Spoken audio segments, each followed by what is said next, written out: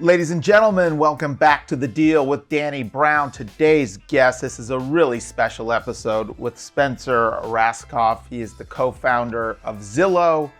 He's the co-founder of Pacaso. He's the head of 75 and Sunny, his investment fund, his investment company that has his hands in several startups. He also was one of the founders of Hotwire. This is just one of the most accomplished entrepreneurs of our generation. We have a lot of friends in common, grew up here in LA, and obviously Zillow was a huge, impactful company on the residential real estate world, but would love to get detailed and deep and have several more of these conversations with Spencer, but this is a good place to start. School is in session. You can always find him at Spencer Rascoff. You can find us at Danny Brown LA. Please subscribe to The Deal with Danny Brown at Apple. Leave us a comment. Tell your friends. The more you do that, the more exposure we get. Anyway, enjoy this as much as I did. It's an incredible episode. Welcome to The Deal, Spencer. Good to see you. Thank you for having me. I'm excited to be here. Yes, I know we know a ton of people in common. You're an LA guy, so I won't get people too bored with all our LA crossover friends. But you're well known to my audience for founding Zillow, which had one of the biggest, if not the biggest, impact on residential real estate in our lifetime. And we're going to dive into that, and we're going to dive into Pacaso, your new company, which is fractional ownership at the high-end and luxury business, which a lot of my audience is aware of, and if they're not aware of, they should be. But before that, let's just start from the beginning and kind of walk me through where you grew up, where you went to school, and how you started your career. Yeah, absolutely. So I was born in New York. I lived in New York till I was 12. And then my parents dropped this bombshell on my brother and me and said they were going to move us to LA. And I was like, what are you talking about? Well, I can't leave New York. And I moved out here to LA, and by like 3 days later, I was hooked. It was like, oh my God, this is amazing. I love it here.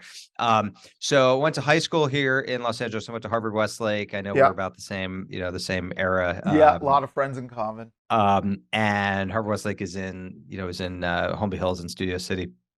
And then I left LA and was gone for 20 something years or so, and made my way. I lived in New York and Boston and San Francisco and Seattle, and did lots of things professionally, and then came back just a couple of years ago. So that's how I started here in LA, and now I'm back.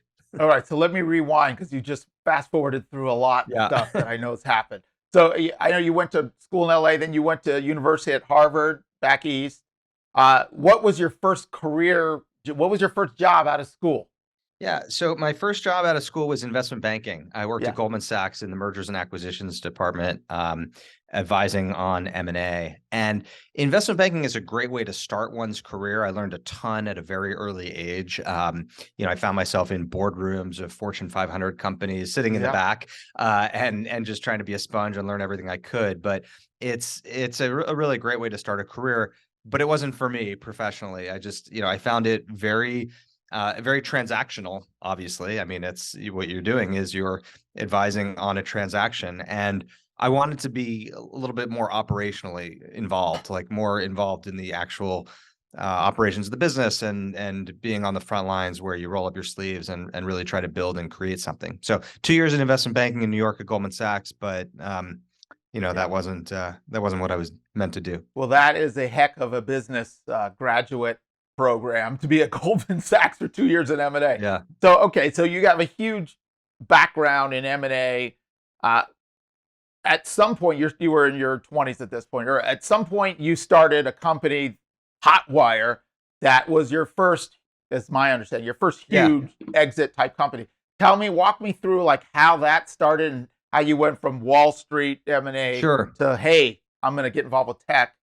Sure. So I left Wall Street. I was there from 97 to 99 and moved to San Francisco to work at a private equity firm called TPG Capital. Okay. And TPG is one of the biggest private equity firms out there.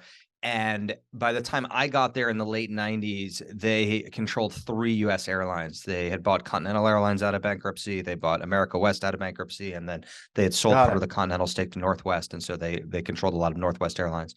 And so the idea that we had at TPG was to create an airline consortium, basically an airline-owned startup in the discount travel space. Okay. And I got staffed on this as a 23-year-old first-year Wow. associate at this private equity firm, and was told, hey, write a business plan and figure out what the strategy for this company should be, and help get it off the ground. And so I helped start this company, Hotwire, which ultimately I left TPG to help run. So another TPG person and I left, and he became the CEO, and I was the COO and CFO for a while, and sort of everything else as a co-founder of an early stage company. And so that was an amazing experience from 99 to 01. Things were going great, and the company was crushing it. And then September 11th happened, and September 11th really,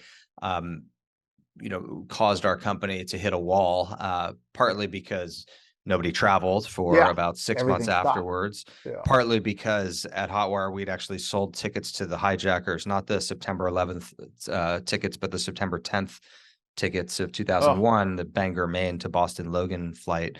And, I didn't start talking about that publicly until just a year or two ago, when it had been more than 20 years, and the company didn't know it broadly at the time. But for the executive team that did know it, and knew it because the FBI told us about it on the afternoon of September 11th, it was rough. I mean, it gave us this terrible, palpable sense of connection to the tragedy of 9/11. The company, though, survived, and through a lot of belt tightening, through unfortunately, some layoffs, and also through a down round, meaning we raised more venture capital at a lower price than our prior round.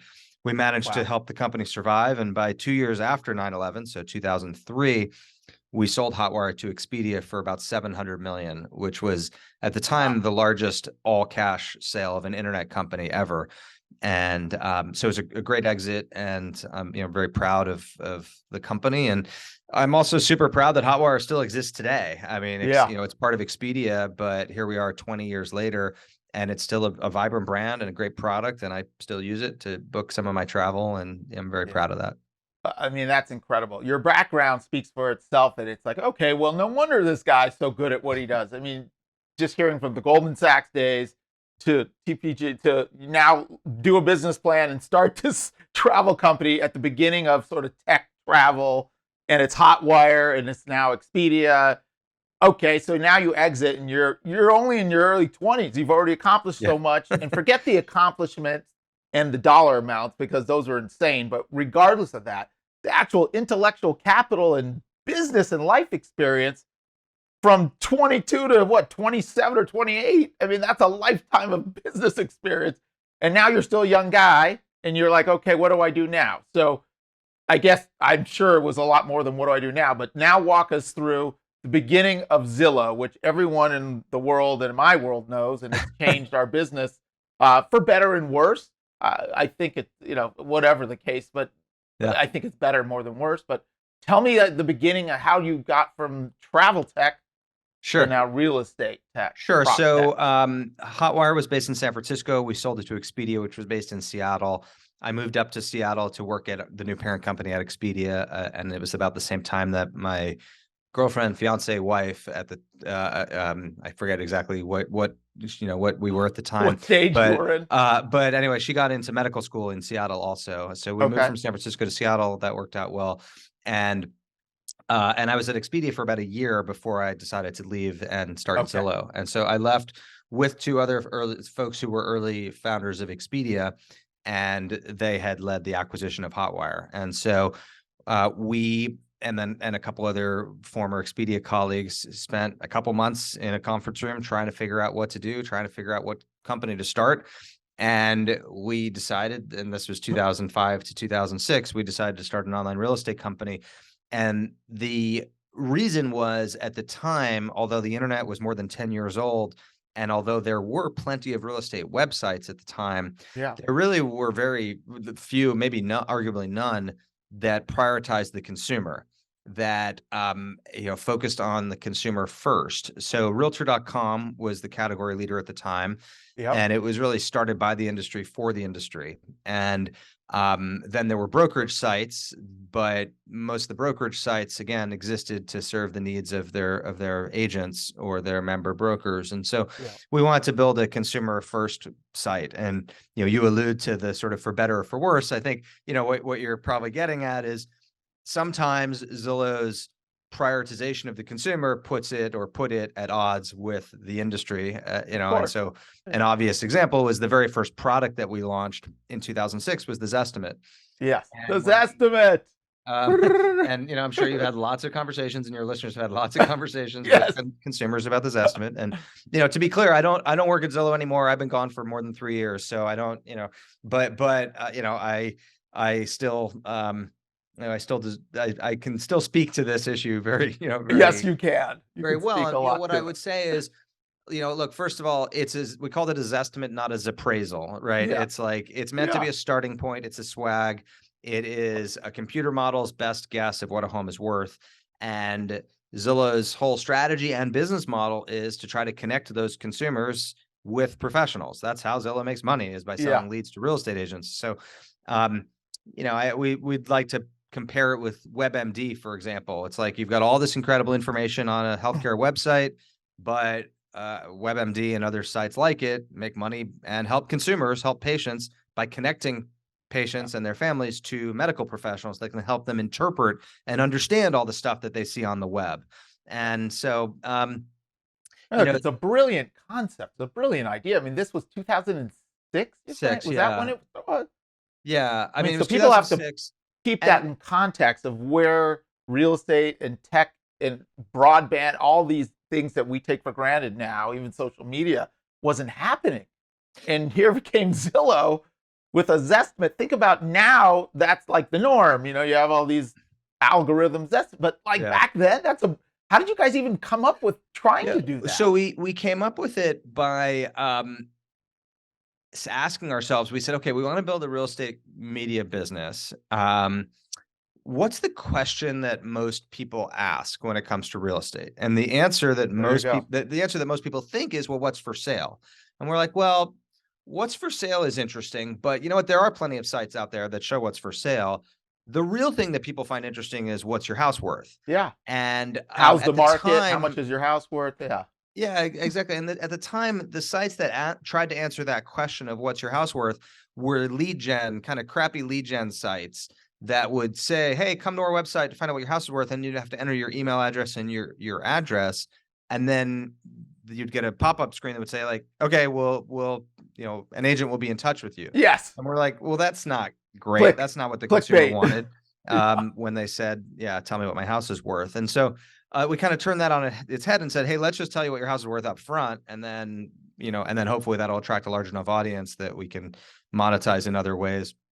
And people don't remember this, Danny, but for the first 2 years, Zillow had no listings. All we had was Zestimates and bed bath square footage, property, tax assessment, prior sale history, basically county record data, plus a Zestimate for the first 2 years. And Zillow got up to be the third most visited real estate site with over 10 million visitors before we added a single listing to the website. So just on that product of home valuations is what really got Zillow its start. Was it immediate, Spencer? Did you guys feel like an immediate market reacted, like people are coming? It was immediate. We had over 1 million visitors on our very first day. That's unheard of.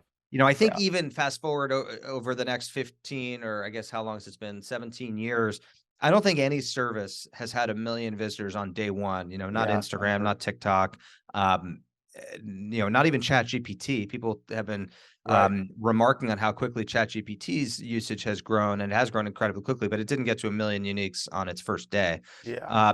And of course, that's because of the virality and the voyeurism inherent in the Zillow product of being able to see, well, what's my house worth? What's my neighbor's house worth? What's my ex-girlfriend's house worth? What's my boss's house worth? Right? Struck a nerve of what people are really interested in, whether they say it or they're not. Everyone's looking, even if they're not buying or selling. So exactly. So it was pretty quick, and also, give you a sense of just how bad the product was early on. When we launched in 2006, we had Zestimates on 40 million homes, which is about 40% of the country. And the median error rate at the time was about 14%, Okay. meaning that when a home sold, the Zestimate on Could have average would been be off off. by about 14%, high or Okay. low. Fast forward to today, instead of 40 million homes, Zillow now has 100 million Zestimates. So Which basically is every almost home in the every. country.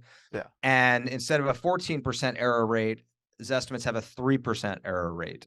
Holy So cow. much, much more accurate. Now, there are still obviously inaccuracies, especially at the super high end, Yeah, of course. or the super low end, where there are fewer comps and where computer models don't, it's like, it's, well, what is a 15,000 square foot house worth in Brentwood? It's like, well, Oh. it's kind of worth whatever someone's willing to pay for it. That might be 20 million, it might be 30 million, it might be 50 million. Like, it's very, very Yeah. hard for a computer model or a real estate agent Yeah. to know until you test the market and sell the house. Um, Sure. You so figured that out personally. There was I when you have, yeah. purchased Unfortunately and for me, sold. every time I bought or sold a house, no matter how hard I've tried to keep my name out of the public record, it has generally become, widely known, and then people like to make fun Yes. of what I paid compared with this estimate. Even dating back to the very first house I ever bought in Seattle, I think I paid. I bought it for, I think it was $770,000, something like that, and the estimate was off by like 10% or so, Yeah. and that was back in 2006, and people made fun of Yeah. that, et cetera. So anyway, Yeah, live of by the course. sword, die by the sword. That's here's what it is. Yeah, look, it's a brilliant concept and an incredible tool, and it's not going to work everywhere. And being in LA, where there's so much variation of topography, views, like you Mhm. said, a house in Brentwood Park, it could be a tear down that's worth 10 million and it's 10,000 feet, and it could be a brand new house that's 10,000 feet and it's 35, 40 million. Like, it could be anything in between. So when you're in areas that are high end with a lot of variation, of course, our algorithm can't pinpoint. But that's good for agents because we got to Yeah, show our expertise and understand the nuances. But true. more Well times said. than not, if it's in most areas of America or the world where things are similar and tract homes and condos, it's really damn close. Yeah. So you can play or hate, and I know as an agent, agents like to play or hate, but Zillow changed the game, and what Yeah. an incredible concept. And to think you guys just went, okay, what does everyone want to know? This. They want to know how the market is and what their house is worth. Now it's norm. So Yeah. let's Thank you. let's go past that. You've moved on, and look, you're a very accomplished entrepreneur at the highest level. I know you have a 75 and Sunny, and you invest in, is it 100 companies now? Maybe it's Yeah. more. Yeah, 75 and Sunny is my family office venture capital firm, and I'm an investor in about 100 companies through it. So rather than going through all of them, because that would take days, and we want to focus on this real estate stuff, I want to jump into a newer company that you founded, Pacaso, which is extremely relevant to my market, my audience, my clients. It's fractional ownership for high-end luxury. Why don't you walk us through, how that started, why it started, and why fractional ownership? Sure. So I have been lucky enough to own a second home, and it has made a massive difference in my life and in my family's life and in my friends' lives. And when I left Zillow 3 years ago, I started working on startup ideas with a guy named Austin Allison, who's the founder of Dot.la, which is a company that Zillow acquired. And then we worked together for 4 years. And Austin also has been lucky enough to be, after we bought his company, Dot.la, he was able to afford a second home. And, we connected over this shared experience of how important second home ownership has been to our lives. And so what we're trying to do at Pacaso is democratize access to second home ownership, so many more people can afford a second home because they are so expensive. Yeah, I And the go to way we're Aspen, doing and this, it's $15 million for a 3-bedroom, 1,000-square-foot ski house. Exactly. And so what we're trying to do is we're taking that $15 million house in Aspen, and we're fractionalizing it and selling it in eighths. So on Pacaso right now, for example, you can see, a $2 million share of 1/8 of a $16 million house in Malibu or Aspen, et cetera. That's a little higher than our typical price point. Our typical price point is closer to a $5 or $6 or $7 million house. And so a typical 1/8 might be $600,000, $700,000, $800,000. And we're in 40 markets in 4 countries. Pacaso is the fastest company ever to become a unicorn, meaning it worth more than $1 billion. We've raised about 250 million of capital, and it's working. We just passed $1 billion of real estate sales so far. Good for you. I have one in Malibu, and I love it. And it's a perfect example where, I didn't want to and couldn't, wasn't going to buy a $6 million house in Malibu, but instead owning 1/8, by the way, 1/8 is 6 weeks a year, about 44 days a year. Instead, owning 1/8 of that home is amazing. And now I have a $6 million house in Malibu for 1/8 the price. And you can get a mortgage on it as well. So Pacaso originates mortgages. So it's a much, much better way to own a second home. Many of our Pacaso owners have never owned a second home before at all. They've always dreamt of owning a second home, and this is what's making it possible.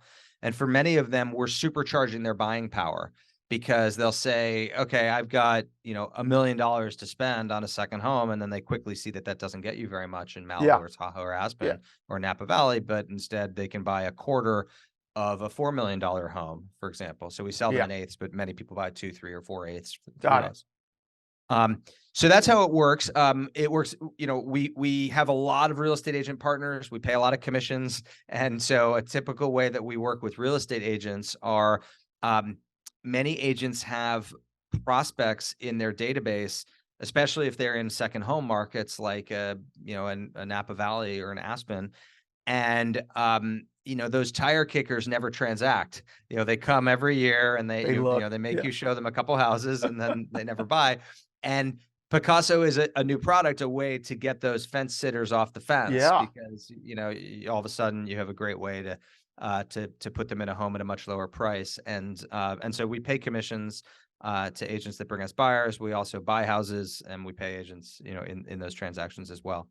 And then one last thing to point out, Danny, is that we also have a product, basically a sell down product. So many folks that own a second home don't fully utilize it, and also don't want to get rid of it. And so many people come to us and say, hey, I want to turn my home into a Pacaso. I want to hang on to 1/8 of it or a quarter of it. Oh, wow. And then Pacaso, you sell it to a couple other folks, and then Pacaso does the property management.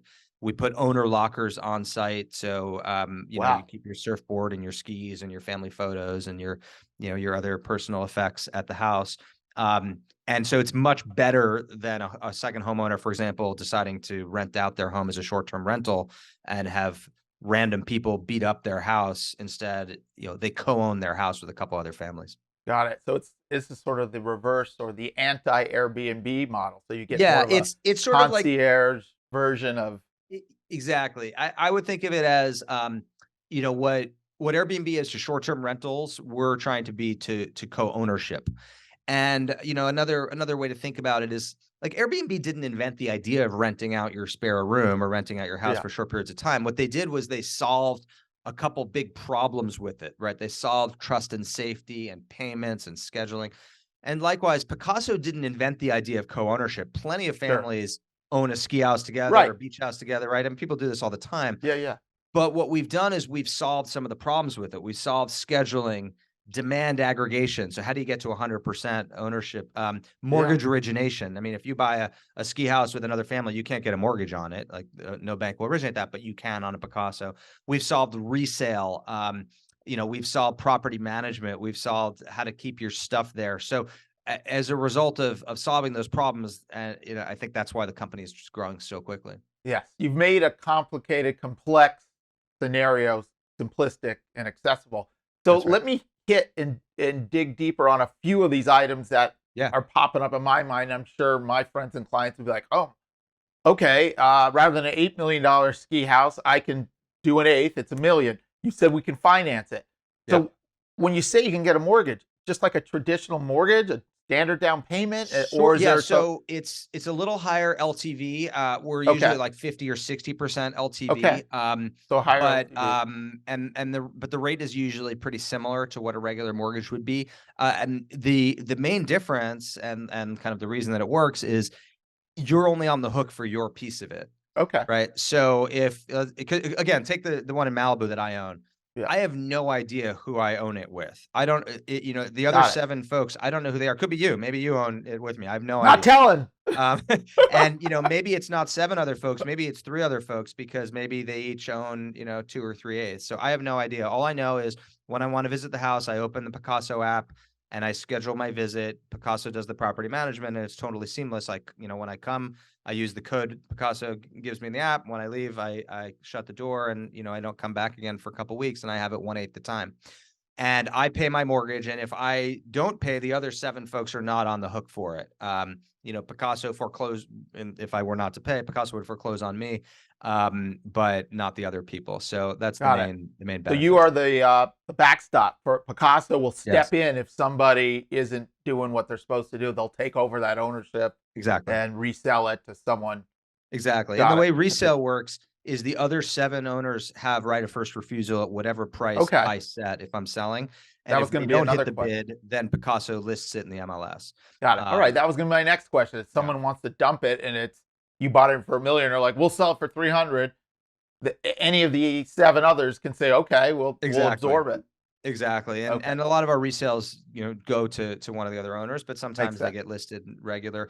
A lot of folks also own not just 2 or 3/8 of their house, but a lot of people own multiple Picassos. So, it's pretty common now for somebody to say, I was thinking about buying $1 million house in Tahoe. I figured out that doesn't get me anything. Yeah. So I'll use 500,000 to buy an eighth of a $4 million house in Tahoe, and I'll use 500,000 to buy an eighth Got of a it. $4 million house in Malibu. And now all of a sudden I own 2 second houses. Yes. Both of them are much better. $4 million houses Yeah. are much better than I could afford. And I have 2 instead of 1. Oh my gosh, isn't this amazing? So that's a very common situation. Got it. Is there any synergy within the app if you have multiple properties in terms of your weeks, or is it just separate? You own It's 8. separate. What is it? You 6 manage weeks a them year, both approximately. in the app, but it's they're separate and different. Yeah, Totally different. separate.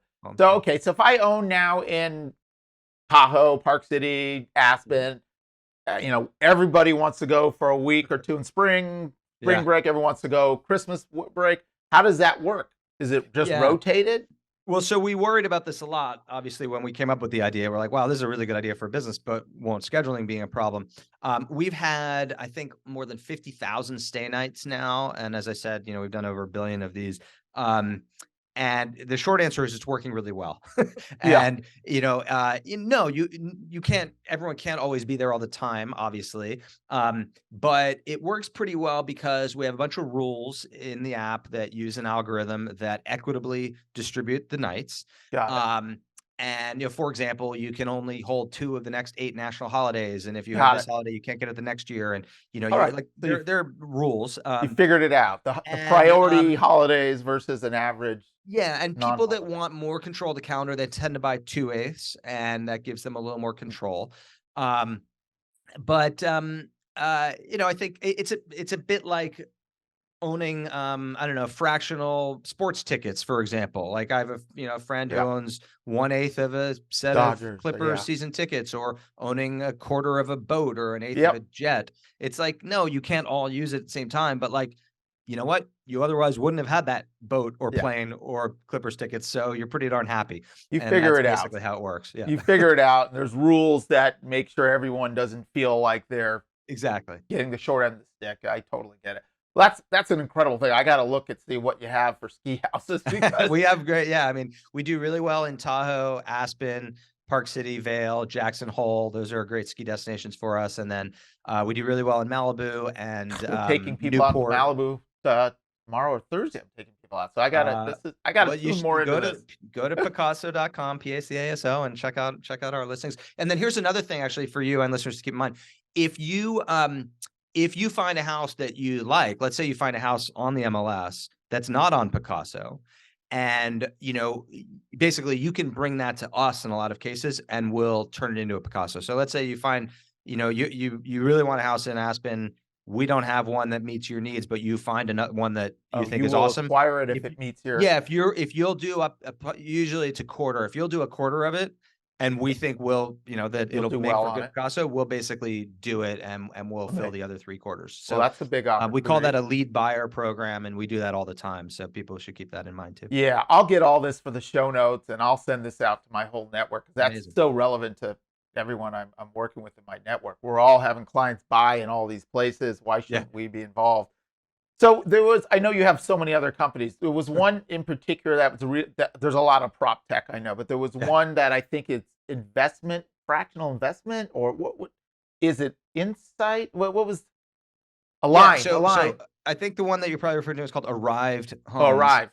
And Arrived, Arrived, is a Seattle-based startup. It's probably one of the more successful companies in my portfolio. And by the way, if you can go to 75andsunny.vc and see all the companies I'm an investor in. But 75 and study. That's great. Arrived, what Arrived is doing is it is trying to democratize access to real estate investing in single family. In single Uh, family. Okay. yeah. That's another. So for example, you go to the Arrived website and there'll be a picture of this is a home that's in Nashville, Tennessee, and it rents out for $1,800 a month. And you can buy as little of, I think it's 10 or $25 of it on your credit card. And so they've Wow. got tens of thousands of people that have bought tens of millions of dollars of real estate through them. And so That's they're extraordinary. fractionally owning all of these single family homes, It's either micro for investing, fractional investing, exactly. and Yeah. specifically with residential investing. Yes. Residential, and it's either regular rentals or they also have a vacation rental product where you can buy a piece of of a home that they Airbnb. So they do all the property management. You never get involved. But if you want like a 5 to 10% rate of return and you want to have a little bit of your portfolio in real estate, it's pretty hard. Like, what do you do? Like, most people are not going to go buy a home and rent it out. That's a lot of work. Yeah. And it's probably too high a ticket price for most people. They want to Yeah. put 500 or 5,000 or $25,000 towards real estate, not 500,000. And For so sure. it's just a great way to do that. And that I mean, I company's just doing need to really well. plug into 75 and Sunny. It's like everything you're doing is like there's so many clients that I have. They're like, I want to buy an investment, but barrier of entry in LA. What are you going to buy? A little fixer for $3.5 million in Palms and like, Right. or 20 million in Brentwood and rent it. Like this gives you so much more Yeah. accessibility, and I got to spend more time on it. All right, I'm going to now pivot away from all these great companies you have. Hearing all this stuff, how in the heck are you able to get to all this stuff, balance all this stuff? There probably is no balance if you're handling all this, but why don't you talk me through a little bit what your day looks like, what your morning looks like, and how are you able to manage this stuff as well as your personal life?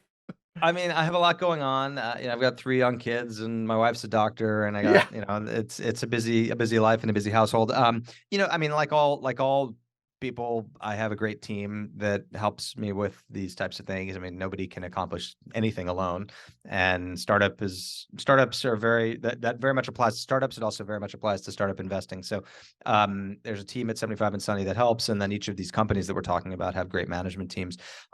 My morning routine, I try to work out every day. It doesn't always happen.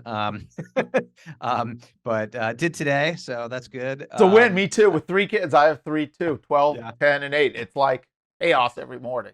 It's hard. It's hard. I mean, but yeah, I mean, I did a Peloton class this morning, and that was good. That's a win. And um, I work from home. I don't have an office, so any viewers who are watching this will see this is my home. Yeah. Um, and I mean, not travel, or I travel very little for work now. When I was running Zillow, I traveled a lot. I mean, every week I'd be gone 3, 4, even 5 days. Not traveling is a game changer. I mean, I travel for work a little bit, but very little compared with what I used to. That's just made me so much more efficient, and obviously working from home has also made me very efficient with my time. But I don't know. I somehow keep it all together, and having a team helps. Team. Yeah. Delegation. Well, what would be some tips to some, entrepreneurs that are in startup mode? You've been through it so many times, and you've been through the whole progression. What would be some insights or tips? Obviously, there's no silver bullet, and each time and each business is different, but can you speak to that a little bit? If there's some Sure. people that are in startup mode or thinking about startup mode? Sure. So, I mean, there's no there's no such thing as just someone who's great at startups in general. I mean, there's only a person who's feels really connected to what they're working on. So, like if you asked me to start a company in I don't know, in gaming, for example, which is just I'm just not interested in gaming. Like I Not a don't game, passion. and yeah, and so I wouldn't be great at it. And so being a great founder requires just being 24/7, living, breathing, sleeping the problem, and caring so deeply, being so deeply connected to that mission, that that's the most important thing, is solve a problem that you have or that you care a lot about. I care a lot about second home ownership. When I read the customer testimonials from Pacaso owners, like it's pretty amazing, and I really care about helping that become globally scaled. I really care about information transparency, which is what Zillow is all about, and giving people access to information so they can make smarter decisions. Like these are things I'm passionate about, and that's why I was good at those companies. I think the second big thing I'd recommend to a founder after just finding a problem that you are passionate about solving is finding a team that you can do it with you. Again, like nothing is great is accomplished alone. And that is very, very true at startups. And so you want to surround yourself with a team that has diverse skill sets. Ideally diversity of all types, but at a minimum, diverse skill sets. So if you're a business person or a salesperson or a marketer, you need to find a technical co-founder, somebody who's engineering Got it. focused. If you're a great software engineer, a great technical architect, you need to find a great salesperson to help complement your skills. So that's absolutely critical for startups. That's great insight. Build a team and figure out your strengths and weaknesses and add those pieces. I mean, it's like building a sports team or anything. Exactly. Trying to find the right skill sets, put them together. So here's another question that you would probably have some great insight and experience on. Are there, obviously there's huge obstacles and challenges, but are there like typical scenarios when as you're growing a startup, scaling, what is like the most challenging parts of that? Now that you've got a startup, which is so challenging to survive, now you're surviving, you've survived, as maybe you're always in survival mode, but now as you start scaling it into a big business like you did with Hotwire and Zillow and Pacaso, what are like the typical huge challenges that will keep a founder up at night and keep your stomach just Yeah. feeling terrible? The hardest problem, or the biggest challenge with scaling is scaling the team, making sure that the key people in key positions of the company are still right for their roles. Because what made them right for the role when the company was 5 employees, 10 employees, 20 employees might not Wow. make them right for the role when you're 50, 100, or 200 employees. And that is very difficult, especially if you recruit a lot of friends early on. Yeah. You can find yourself in a position where you're pushing out friends from your own company, which is difficult. Yeah. And the advice I always give to people is to think about the challenges ahead for each of those roles. So let's say you're a Series C stage, 200 employee company, um, and imagine you were hiring today for that SVP of marketing, that director of software engineering, that VP of customer care. Like knowing what you know about the roles today and what the company needs for the next 12 months, would you hire that person into that Yeah. role today? Thinking ahead, Yeah, exactly. putting Because that like person out there. the person in that role is just there because they were hired 6, 12, 18 months ago when they were right for now, if you're at a bigger, more static company, it won't change as much. I mean, in Sure. theory, what qualified them for the job a year or two ago probably still qualifies them. But in these early stage companies, everything's changing so quickly that sometimes the people need to change. Now, sometimes plenty of people can scale through different stages, but that's an important thing for Makes founders and startup executives to keep an eye on. I guess the makes a lot of second biggest piece of advice I would give would be don't run out of money. Always be That's important. fundraising, always be paying attention to your burn, which is how much monthly Much cash are you losing, and your runway, which is just, how hey, far look you at the have. last 3 months of burn and divide your cash by that, and that'll tell you what your monthly runway is. Or sorry, what your total months left of runway are. and just know that that will sneak up on you. Like a lot of the companies that have failed that I've been an investor in or advised or involved in, they've just lulled themselves into a false sense of security. They're like, oh, I've got a year of runway left. That'll be fine. It's like, well, Wow. not really, because you can't really raise any money in the last 3 months because nobody will give money like right at the very end. A good fundraising could take 3 to 6 months. So really, like if you think you have That's a a year of year. runway, you kind of only have 3 months left. Wow. You got to get going. Wow. And It's startups are sort of always sobering. in that mode. So always be aware of your How, funding. what is the optimal, obviously, in reality, what's an optimal, like, for a startup, not Yeah. ideally, but like how much runway burn do you need before it's It's a great panic question. mode? So in normal times, the answer to that would be 18 months. Okay. In this environment, we're recording this in February 2023, and it is a terrible, terrible, terrible fundraising environment. I think Yes. the latest data says that this last month was the lowest amount of the last quarter was the lowest amount of venture capital invested in the last 9 years. So I'm advising companies today to have between 24 to 30, ideally up to 36 months of runway left, Wow. because you should assume that the next year will be pretty Nothing. difficult to raise capital. So, Yeah. it's the answer is a lot longer than in good times. That's that's just incredible, critical info. All right. So now let's take it further. How does a founder and his team know that it's time to exit? Is it because someone showed up with a pile of money? Or is it, hey, we're strategically thinking for this business, economic stuff is happening, trends are happening. Like, how do you Mm. think about that? And again, it's probably different with every niche and every vertical and the economy and everything plays a factor. But Yeah. speak to that for someone who's Well, built so a big business. I think it's important for founders to be and their boards to be realistic about potential exits.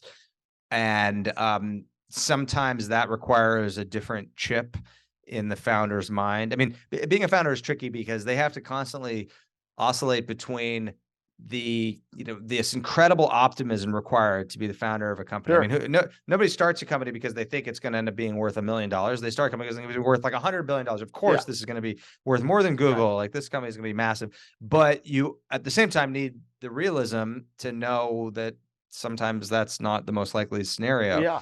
And so, and being a great founder is knowing when to turn up one and down the other and kind of, So you're turn that knob. constantly calibrating. Exactly. Exactly. And so, anyway, I encourage founders of companies I'm involved in to always be getting to know strategic acquirers. And for example, at Zillow, we bought 17 companies in the time that I was CEO, including Dot.loop. As I mentioned, the founder of Dot.loop would go on to start Pacaso with me. Yeah. Actually, probably all of those 17 companies were a courtship of at least 1 year, and in some cases 5 years. Wow. So if you're a startup thinking about, oh, maybe someday I'll sell to a Zillow, a Google, an Amazon, or whatever, you should start building those relationships now, because it's going to take a couple of years of getting to know each other before that big company acts. The chances of you calling them and saying, "Hey, we're for sale. Do you want to buy?" and getting a yes is like almost zero. Yeah. Got it. So it's you got to build a long-term relationship. And so the way to do that is you start sort of under the guise of partnership, like, hey, big company, I'm an innovative, interesting startup. Like, can I connect with your corp dev people and just get us on your radar screen, and we can talk about possible partnerships Yeah. and blah blah blah. And then over a couple year period, that It could maybe develop. evolves into an acquisition. Wow, that's a long way to go. A Yeah. long way to go. That's unbelievable to think that all the different companies uh, doing that. You start with a intro call, and it could be years before it actually ever turns into anything. Yeah. Well, this has been a master class in entrepreneurship and business, but let's switch to some fun personal stuff. Sure. Any books you'd recommend? Doesn't have to be business. Any books that you feel like, hey, this would be great for people to inspire them, or just great read? Anything Yeah, come to mind? sure. I just finished The Case for Mars, which I thought was a super interesting book about why we should explore and then colonize Mars. Okay. And I got interested in that because of a show called For All Mankind on Apple, which was just a really interesting show Yep. about the space program. Uh, Love it. What else? I just started a book called How Not to Die about longevity and health. But I'm not very far into that, but those are very those interesting. are 2 books that are on my shelf. Yeah. And how about some movies you love? Doesn't have to be anything to do with business. Well, I'll do better than that, Danny. So one of the other companies that I started is a company called Queue, yeah, which is an iPhone app and soon an Android app that lets you track what you're watching and figure out what to watch. It's like a social TV guide. I love it. So I'm the founder of and board chair of Queue. And so if you download Queue, you can follow me and you can see everything that I'm watching and that I have watched and that I liked. So, to answer your question, if you opened up, I'm going. Right now, you'd see that last night we watched Hunger Games Part 2, so Mockingjay with my kids. My kids are watching it too. They're reading it. That a thumbs up. I watched Blackbird, which I gave a thumbs up. I watched The Menu, which I loved. I just watched We Own This City, so which I also liked a lot. So anyway, so on Queue, you can actually see exactly what I'm watching. I'm downloading it and doing it. I'm at Spencer on Queue. So you say it's Queue? Queue. UE. Yeah. All right, I'm going to it. A queue. All right. Like a list or a line. And so it's a social TV guide. It's pretty amazing app. It's Queue. What to watch. This is fantastic. So check it out. What's on the playlist? If I'm listening to some music that you're listening to, is that on there too? What kind of music do you got? No, it's not. I haven't created a social app. I've got social apps for lots of stuff. But what music am I listening to? So let's see: Macklemore, Lumineers, Mumford and Sons, Calvin Harris. There you go. David Guetta, Avicii, Pink, Pitbull, Katy Perry. One Republic, Ellie Goulding. So there's very a lot of broad selection. Very impressive. You're a Renaissance man in many ways. I mean, U2 and the Rolling Stones are probably my most common. But it goes from like U2 to Flo Rida, so it's pretty diverse. Well, I have my kids playing gangster rap in the car 24/7. It's crazy. Anything else you want to add before we go? It's been awesome. I appreciate you taking the time and good to see you. If there's anything you want to add, any words of wisdom? Thanks for all the great questions and what real estate agents do is super important. As I've said, my mom was a real estate agent, and I've bought and sold a bunch of houses and always used an agent. And thanks for doing what you do, and appreciate it. Thanks for checking out Pacaso and Queue and all the other things that we've talked about. Yeah, we'll put it all in the show notes. I'll see you in Brentwood Park or bumping around town. Great to see you, man. Thanks, Danny. for your Good time. talking with you. Today, 'cause I did it my way.